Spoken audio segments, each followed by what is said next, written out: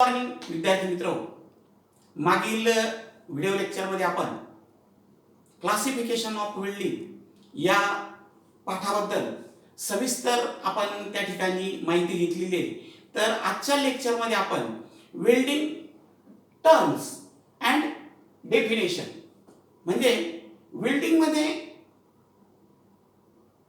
येणारे विशिष्ट अशा ज्या टर्म्स आहे आणि त्यांचं डेफिनेशन. तर टर्म्स म्हणजे काय, तर ज्या शब्दामध्ये विशिष्ट असा एक अर्थ असतो त्या शब्दाला आपण त्या टर्म्स म्हणजे संज्ञा असं म्हणतो. आणि या टर्म्सचं या संज्ञेचं जे डेफिनेशन म्हणजे त्याला आपण व्याख्या म्हणतो. या विशिष्ट अर्थाच्या शब्दाची केली जाणारी व्याख्या म्हणजेच त्याला आपण डेफिनेशन असं म्हणतो विद्यार्थी मित्र. तर या टर्म्स म्हणजेच एक टर्मिनॉलॉजी बघा.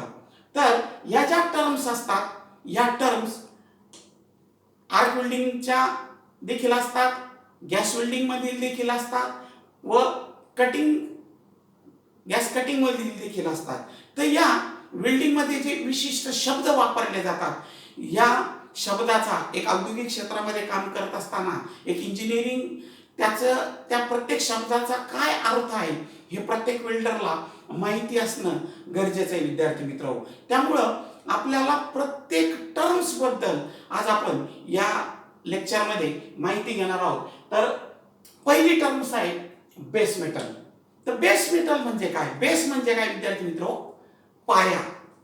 तो बेस एखादा ज्या धातूवरती आपण कुठल्याही प्रकारचं काम करतो, काही असेल, आपल्याला साधा गणपती बनवायचा असेल तर आपण मातीवरती काम करू, ते झाला माती हा त्याचा बेस आहे. त्याच्यावरती क्रिया करून मग त्याला भिजवलं जाईल, मळलं जाईल आणि मग त्याचं मूर्तीमध्ये रूपांतरण केलं जाईल. तो तिथं बेस काय झालं, माती बेस झालं. तसं बेस मेटल तर औद्योगिक क्षेत्रामध्ये काम करत असताना वेगवेगळे जॉब, काही टर्निंगचे जॉब केले जातात, काही वेल्डिंगचे काम जॉब केले जातात. तो जो जॉब निर्माण होतो, जॉब ज्या निर्माण होण्यापूर्वी जो धातू आपण तो जॉब निर्माण करण्यासाठी वापरतो, म्हणजे ज्या धातूवरती आपण काही क्रिया करतो त्या धातूस त्या ठिकाणी बेस मेटल किंवा पेरंट मेटल असं म्हटलं जातं. आलं लक्षात विद्यार्थी मित्र. हे बघा, बेस मेटल हे अनेक प्रकारचे असतात. आपण औद्योगिक क्षेत्रामध्ये काम करत असताना आपण असं म्हणू शकत नाही जा रे ते लोखंडाचा तुकडा घेऊन ये, जा रे ती नळी घेऊन ये. तर प्रत्येक त्या बेस मेटलला विशिष्ट असं आपण एक काम करतो विद्यार्थी मित्र. आपण वेल्डर आहोत, वेल्डरला विविध प्रकारच्या धातूवरती काम करावं लागतं. त्यामुळं प्रत्येक धातूला काय म्हटलं जातं हे प्रत्येक वेल्डरला हे माहिती असणं गरजेचं आहे. नाहीतर तुम्ही एखाद्या औद्योगिक क्षेत्रामध्ये काम करत असताना तुम्हाला एखाद्या कारागिरांनी सांगितलं, एखाद्या सुपरवायझरनी सांगितलं जा त्या ठिकाणी असा असा स्क्वेअर पाईप पडलेला आहे, जर तुम्हाला तो आणून त्याच्यावरती काम करायचं सांगितलं आणि तुम्हाला साधा स्क्वेअर पाईप जरी कळाला नाही आणि तुम्ही त्या ठिकाणी अँगल उचलून घेऊन आले आणि अँगलवरती काम केलं तर आपलं त्या ठिकाणी खूप हसू होईल. तर वेल्डर या नात्याने प्रत्येक वेल्डरला सर्वप्रथम औद्योगिक क्षेत्रामध्ये कुठल्या कुठल्या प्रकारचं मटेरियल वापरलं जातं या प्रत्येक मटेरियलची ओळख करून देणं हे अत्यंत आवश्यक बाब आहे.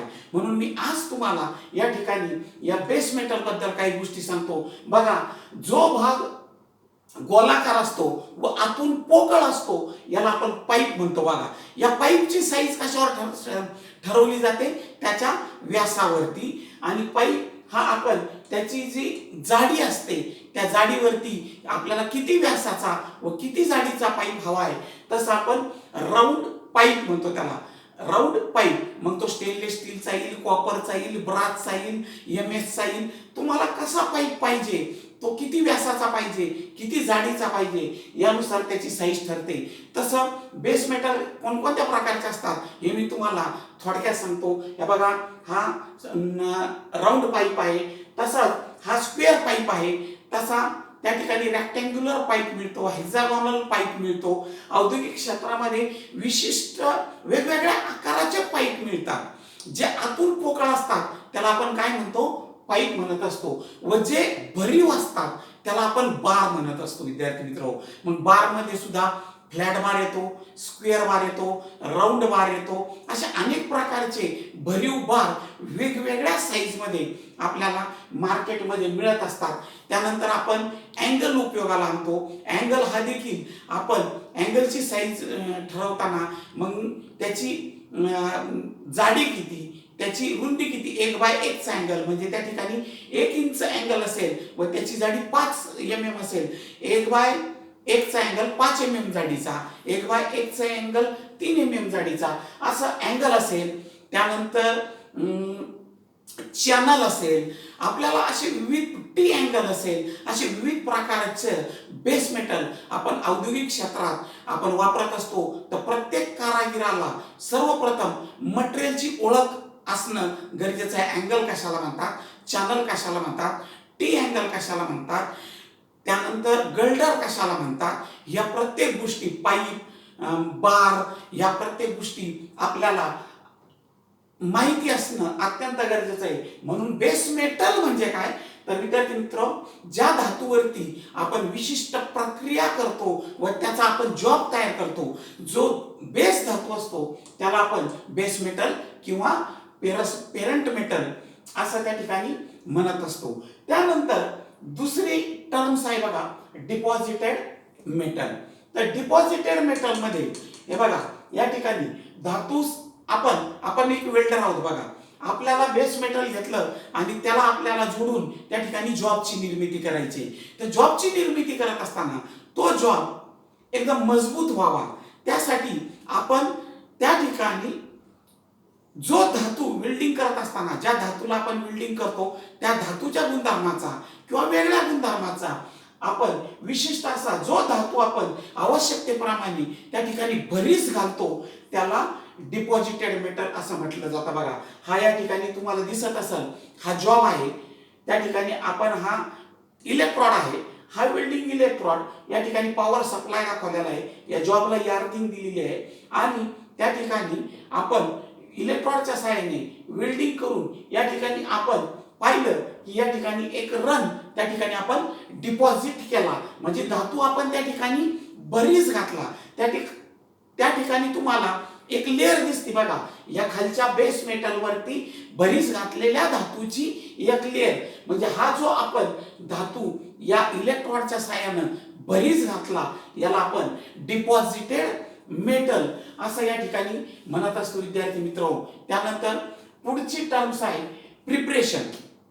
तर प्रिपरेशन म्हणजे काय, कोणत्याही धातूवरती म्हणजे वेल्डिंग करण्यापूर्वी, उदाहरणार्थ आपण वेल्डिंग क्षेत्रातल्या टर्म्स बघतो, तर मी तुम्हाला प्रामुख्यानं वेल्डिंग बद्दल माहिती सांगाल का. वेल्डिंग करण्यापूर्वी बेस मेटल वरती केली जाणारी पूर्वतयारी यालाच आपण काय म्हणत असतो, प्रिपरेशन.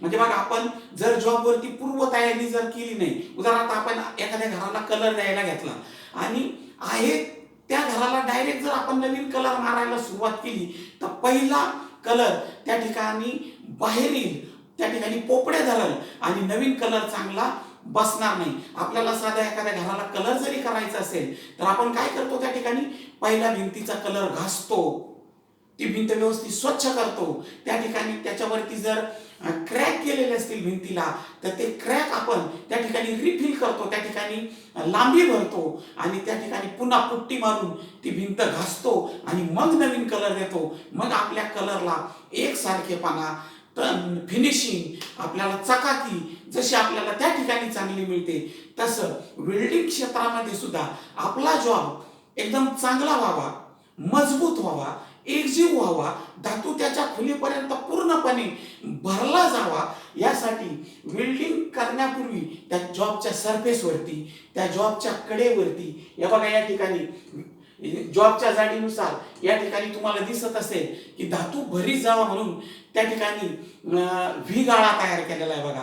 कारण व्ही गाळा तयार केल्यानंतर त्या ठिकाणी एक आपल्याला रूट मिळतो, एक मार्ग मिळतो आणि त्यामध्ये आपण धातू भरीस घालतो आणि तो त्याच्या खोलीपर्यंत वितळतो. म्हणून आपल्याला जॉबच्या जाडीनुसार, त्याच्या जॉईंटच्या प्रकारानुसार त्या जॉबवरती जी आपण त्याच्या सरफेस वरती असेल, त्याच्या कडेवरती असेल, जी पूर्व तयारी करतो त्याला आपण काय म्हणतो विद्यार्थी मित्र, प्रिपरेशन.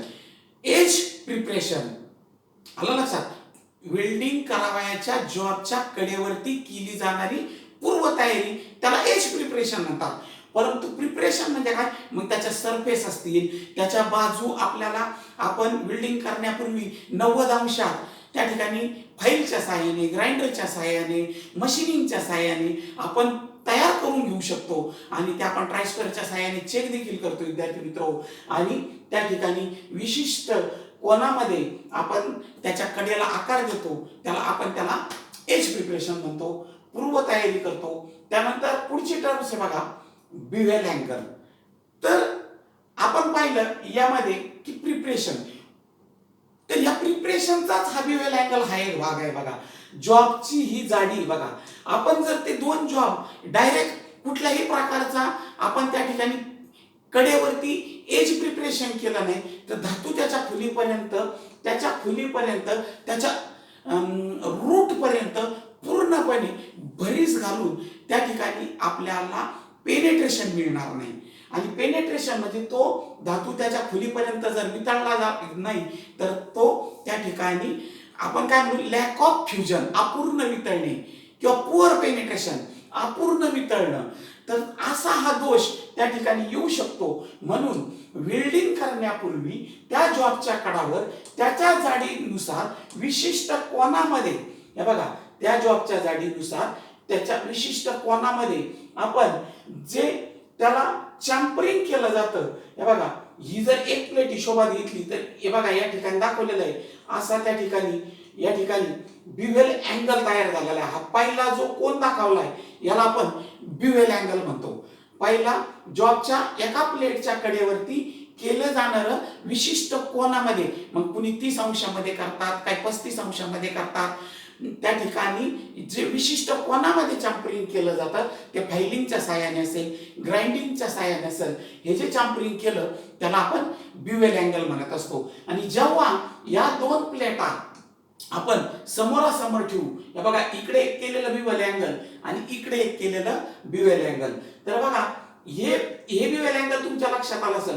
पण ज्यावेळी हा जो कोन या ठिकाणी तयार होतो, दोन प्लेटा समोरासमोर ठेवल्यानंतर या ठिकाणी जी रूट गॅप ठेवली जाते आणि हा विशिष्ट कोन या ठिकाणी जो नंतर निर्माण होतो याला इन्क्लुडेड अँगल असं म्हटलं जातं विद्यार्थी मित्र.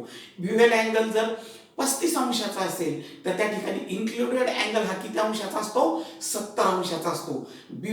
इन्क्लुडेड अँगल हा नेहमी बिव्हेल अँगलच्या दुप्पट असतो. तर बिव्हेल अँगल म्हणजे काय लक्षात आलं असेल तुम्हाला. त्यानंतर पुढं रूट फेस म्हणजे काय, या सगळ्या प्रिपरेशन मधल्या टर्म्स आहेत विद्यार्थी मित्र. तर ही रूट फेस ही एक आपल्याला वेल्डर या नात्याने प्रत्येकाला रूट फेस म्हणजे काय हे माहिती असणं गरजेचं आहे. जॉबच्या कडेवरती त्याच्या जाडीनुसार, हे बघा, ही जॉबची या ठिकाणी कडा आहे, या जॉबच्या कडेवरती त्याची जी जाडी आहे त्या जाडीनुसार जे चॅम्परिंग करतो ते चॅम्परिंग आपण जर पार कोणापासून जर घेतलं तर त्या ठिकाणी आपल्याला हा रूट फेस ठेवण्याचा हेतू काय की ज्यावेळी आपण त्या रूटला एक फेस ठेवला तर त्या ठिकाणी पेनिट्रेशन चांगल्या प्रकारे येतं. त्या कडा जर डायरेक्ट आपण त्या ठिकाणी पूर्णपणे चॅम्परिंग केलं, रूट फेस जर ठेवला नाही तर त्या ठिकाणी जळण्याची भीती असते. आणि रूट फेस ठेवल्याने म्हणजे वेल्डिंग करण्यासाठी जो आपल्याला रूट असतो, जो मार्ग असतो, त्याला सोडली जाणारी एक विशिष्ट जाडी, हे बघा, त्या रूटला सोडली जाणारी विशिष्ट अशी जी जाडी असते त्याला रूट फेस असं म्हटलं जातं बघा. त्याच्या जाडीनुसार त्या सोडलेल्या जाडीस काय म्हणतो आपण? रूट फेस असं म्हणतो.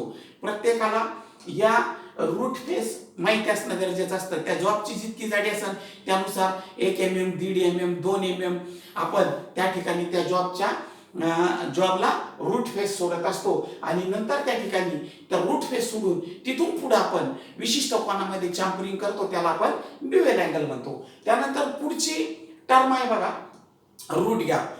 आपण बिव्हेल अँगल केला, रूट फेस केल्यानंतर ज्यावेळी दोन प्लेट आपण जोडायला घेतो, त्या दोन प्लेट एकमेकाच्या समोर ठेवल्यानंतर त्या ठिकाणी त्या दोन प्लेटामध्ये जे विशिष्ट अंतर सोडलं जातं, हे अंतर विद्यार्थी मित्र हे त्या जॉबच्या जाडीवर अवलंबून असतं की या ठिकाणी आपल्याला किती रूट गॅप ठेवायची. ही रूट गॅप वेल्ड करावयाच्या जॉबच्या जाडीनुसार या प्लेटमध्ये अंतर ठेवलं जातं, त्यास रूट गॅप असं आपण म्हणत असतो. की जोडावयाच्या प्लेटमध्ये ज्यावेळी आपण त्या दोन प्लेटा समोरासमोर ठेवतो, त्याच्या जाडीनुसार त्या दोन प्लेटमध्ये जे अंतर आपण सोडतो त्याला त्या ठिकाणी काय म्हणत असतात विद्यार्थी मित्र, रूट गॅप. त्यानंतर फ्युजन फेस. फ्युजन फेस म्हणजे काय? वेल्ड करावयाच्या जॉबचा जो भाग वितळतो, वेल्ड करावयाच्या जॉबचा जो भाग वितळतो त्यास आपण फ्युजन फेस असं म्हणतो. या ठिकाणी बघा मी तुम्हाला हा कॉर्नर जॉईंट दाखवलेला आहे. तर या ठिकाणी बघा हा जो भाग आहे की जो प्रत्यक्षात ज्या भागावरती वेल्डिंग होऊन जो वितळला, प्रत्यक्षात वितळला वेल्डिंग करत असताना, तर आतमध्ये हा डॉटेड तुम्हाला पार्ट दिसत असेल, तर याला म्हणतात विद्यार्थी मित्र फ्युजन फेस. या ठिकाणी एल आकारामध्ये हा जो भाग प्रत्यक्षात ज्या भागावरती वेल्डिंग झालं, जो वितळला, त्याला आपण त्या ठिकाणी त्याला फ्युजन फेस असं म्हणत असतो. पुढची टर्म आहे बघा फ्युजन झोन. फ्युजन झोन म्हणजे काय? वेल्डिंग केल्यानंतर फ्युजन फेस ज्या भागावर प्रत्यक्ष वेल्डिंग झालं तेवढा भाग, आणि फ्युजन झोन म्हणजे काय की तो भरीस घातलेला धातू किती खोलीपर्यंत भरीस गेला, किती वितळला, किती आतमध्ये तो रुतून बसला. हे बघा या ठिकाणी तुम्हाला हा आकार दिसत असेल बघा, गोलाकार. तर हा जो भाग आहे जो प्रत्यक्षात इतक्या खोलीपर्यंत धातू भरीस गेलेला आहे, याला फ्युजन झोन असं म्हटलेलं आहे. याला काय म्हटलेलं आहे? Fusion zone. आणि ही समोरची जी वेल्डिंगची चेहरा म्हणतो आपण, वेल्डिंग बीड्स जे समोरून दिसतात, याला वेल्ड फेस असं म्हटलं जातं. त्यानंतर heat affected zone. Heat affected zone मूळ जॉबच्या ज्या भागावर वेल्डिंगमुळे जॉबच्या ज्या भागावर उष्णतेचा परिणाम होतो. आता हे बघा, हे वेल्ड मेटल, हे निळं जे दिसतंय तुम्हाला या ठिकाणी, हे भरीस घातलेला धातू आहे बघा. तो बघा हा फ्युजन फेस आणि हा फ्युजन झोन. बघा इतक्या खोलीपर्यंत निळं दिसतंय बघा तुम्हाला या ठिकाणी, इतक्या खोलीपर्यंत तो धातू भरीस गेलेला आहे. परंतु हा पिवळा जो भाग आहे की तिकडे धातू भरीस गेलेला नाही, परंतु त्या भागावरती उष्णतेचा परिणाम झाला. हीट इफेक्टेड झोन म्हणजे वेल्डिंगमुळं मूळ जॉबच्या बेस मेटलच्या ज्या भागावरती उष्णतेमुळं, या ठिकाणी दाखवलेलं आहे बघा बेस मेटल, या बेस मेटलच्या ज्या भागावरती उष्णतेचा परिणाम होतो त्याला हीट इफेक्टेड झोन, HAZ म्हणजे हीट इफेक्टेड झोन असं म्हटलं जातं. त्यानंतर रिएन्फोर्समेंट ही पुढची टर्म आहे बघा. वेल्डिंग क्षेत्रामध्ये काम करत असताना या सर्व टर्म्स याबद्दलची माहिती आपल्याला, हे जो विशिष्ट शब्द आहे मी सांगितलं, टर्म्स म्हणजे काय? विशिष्ट शब्द की ज्यामध्ये काहीतरी अर्थ आहे, अर्थ लपून बसलेला आहे, त्याला टर्म्स म्हणतो. आणि आपण हे बघतो त्याला व्याख्या म्हणतोय. तर रिएन्फोर्समेंट म्हणजे काय? हे बघा हा जॉब आहे, या जॉब मध्ये हे बघा इकडं खाली पेनिट्रेशन आलेलं आहे बघा, हे पेनिट्रेशन आलेलं आहे. आणि हा जॉबचा सरफेस आहे, या जॉबच्या सरफेसच्या वरती जो वेल्डिंग बीड्सचा म्हणजे जे बीड्स प्रमाणापेक्षा जास्त त्या ठिकाणी भरीस घातले गेले, बट जॉईंट वेल्डिंग करते वेळी जर वेल्ड बीड्स जॉब सरफेसच्या आवश्यकतेपेक्षा जास्त उंचीचे झाले, हे बघा हा जॉबचा सरफेस आहे, हे कुठे दिसतं? रिएन्फोर्समेंट आपल्याला बट जॉईंट करते वेळी दिसतंय बघा. तर जास्त उंचीचे झाल्यास त्या ठिकाणी एक्सेसिव्ह रिएन्फोर्समेंट म्हणजे प्रमाणापेक्षा जास्त उंचवटा या ठिकाणी निर्माण जो होतो याला रिएन्फोर्समेंट असं म्हटलं जातं. आला लक्षात विद्यार्थी मित्र? या आकृतीवरून तुमच्या या बघा खाली सुद्धा एक्सेसिव्ह पेनिट्रेशन आलेलं आहे, हे सुद्धा रिएन्फोर्स मध्ये मोडतं, या ठिकाणावरून या ठिकाणाचा भाग. आणि वेल्डिंग बीड्सचं हे बीड्सचं एक्सेसिव्ह रिएन्फोर्समेंट. त्यानंतर पुढची टर्म्स आहे बघा ओव्हरलॅप. तर ज्यावेळी आपण बट जॉईंटला म्हणजे वेल्डचे दोन प्रकार पडतात बघा, बट वेल्ड आणि फिलेट वेल्ड. तर हे बट वेल्ड मधला ती पण टर्म्स बद्दल आपण माहिती घेणारच आहोत. तर या बट वेल्ड पद्धतीमध्ये वेल्डिंग करत असताना वेल्डिंग करतेवेळी बरेच घातलेला धातू जर प्रमाणापेक्षा जास्त जॉबच्या सरफेसवरती आला तर त्याला ओव्हरलॅप असं म्हटलं जातं. तर या ठिकाणी बघा हा बेस मेटल आहे, या जॉबचा हा सरफेस आहे आणि या ठिकाणी इबिवेल अँगल या ठिकाणी पर्यंतच तयार झालेला आहे. एवढ्या भागापर्यंतच वेल्डिंग होणं गरजेचं होतं. परंतु हे बघा प्रमाणापेक्षा जास्त त्या ठिकाणी बाहेर जॉबच्या सरफेसवरती ते भरीस घातलेला धातू गेलेला आहे. याला आपण काय म्हणत असतो? ओव्हरलॅपिंग होणं. म्हणजे भरीस घातलेला धातू हा जॉबच्या सरफेसवरती प्रमाणापेक्षा जास्त जाणं. त्यानंतर पुढची टर्म आहे बघा लेग लेंथ. लेग लेंथ हे बघा या ठिकाणी फिलेट वेल्ड मध्ये हे बघा फिलेट वेल्ड म्हणजे काय तर हे बघा या ठिकाणी दिसतं तुम्हाला. तर हा फिलेट वेल्ड. फिलेट वेल्ड मध्ये 3 प्रकारचे आपण जॉईंट करतोय बघा. टी जॉईंट करतो, लॅब जॉईंट करतो आणि कॉर्नर जॉईंट करतो. त्या ठिकाणी तुम्हाला मारलेला वेल्डिंगचा सिम्बॉल हा फिलेट वेल्डचा सिम्बॉल असा दिसन बघा. लाल झालेल्या भागाकडे लक्ष द्या त्या ठिकाणी तुम्ही. तर हा रूट आहे वेल्डिंगचा. हा काय रूट आहे. तर रूट ते वेल्ड टो म्हणजे आता वेल्ड टो म्हणजे काय की वेल्ड बीड्स ज्या ठिकाणी जॉबच्या सरफेसला टच होतात. आता या ठिकाणी भरीस घातलेला धातू बघा. भरीस घातलेला वेल्डिंग रन ज्यावेळी डिपॉझिट करतो त्यावेळी या जॉबच्या सरफेसवरती शेवटचं या ठिकाणी एक आपल्याला टच झालेला मिळतो आणि या ठिकाणी एक की वेल्डिंग करत असताना वेल्ड बीड्स जॉबच्या सरफेसवरती ज्या ठिकाणी टच होतात त्या ठिकाणी त्याला वेल्ड टो असं म्हटलं जातं. मग वेल्डिंग रूट म्हणजे या ठिकाणी त्याचं खोली या रूट पासून तर टो पर्यंतचं जे अंतर असतं त्याला लेग लेंथ असं म्हटलं जातं. वेल्ड रूट ते वेल्ड टो हे जे अंतर या ठिकाणी मी तुम्हाला दाखवलेलं आहे आकृतीवरून तुम्हाला लक्षात आलं असेल की त्याला काय म्हटलं जातं? लेग लेंथ म्हटलं जातं. त्या ठिकाणी टो ऑफ वेल्ड तुमच्या लक्षात आले असेल. हे बघा प्रत्येक जॉबला या ठिकाणी फिलेट वेल्ड करत असताना तुम्हाला वेल्ड टो हे लक्षात येतील. त्यानंतर थ्रोट थिकनेस तर वेल्ड रूट तर वेल्ड सरफेस. वेल्ड रूट ते वेल्ड सरफेस. मी तुम्हाला मागच्याच टर्म मध्ये सांगितलं की वेल्डिंग बीडचा जो चेहरा असतो त्याला आपण काय म्हणतो? वेल्ड सरफेस म्हणतो. तर वेल्डिंग रूट ते वेल्ड सरफेस हे जे अंतर असतं याला इथून तर इतकं हे जे अंतर आहे याला थ्रोट थिकनेस असं म्हटलं जातं. त्यानंतर हे बघा हे फिलेट वेल्ड आहे बघा. Fillet weld are some of the most widely used joint in the welding field. हे फिलेट वेल्डचा वापर वेल्डिंग क्षेत्रामध्ये फिलेट वेल्ड या पद्धतीनं जॉईंट करण्याचा वेल्डिंग क्षेत्रामध्ये मोस्ट वाइडली म्हणजे भरपूर प्रमाणात या पद्धतीचा या फिलेट वेल्डचा उपयोग औद्योगिक क्षेत्रामध्ये केला जातो. तर फिलेट वेल्डद्वारे तयार होणारे जॉईंट कोणते? टी जॉईंट, लॅब जॉईंट आणि कॉर्नर जॉईंट. या पद्धतीने आपण हे जे जॉईंट तयार होतात हे फिलेट वेल्डमध्ये मोडत असतात. आणि बट वेल्ड जेव्हा 2 प्लेटा एकमेकाच्या समोरासमोर ठेवून आपण त्या प्लेटला वेल्डिंग करतो. हे बघा या ठिकाणी 2 प्लेटा समोरासमोर ठेवून वेल्डिंग करताना या ठिकाणी हे बट जॉईंटचे प्रकार आहे. याबद्दलही तुम्हाला सांगतो. अ butt weld is the most common of joint that is used in fabrication of structural and piping system. म्हणजे पाईप जॉईंट करायचं असेल, प्लेट जॉईंट करायचं असेल, तर स्ट्रक्चरल वर्क करायचं असेल तर फॅब्रिकेशन सेक्टरमध्ये या बट वेल्डचा भरपूर प्रमाणामध्ये औद्योगिक क्षेत्रात वापर केला जातो.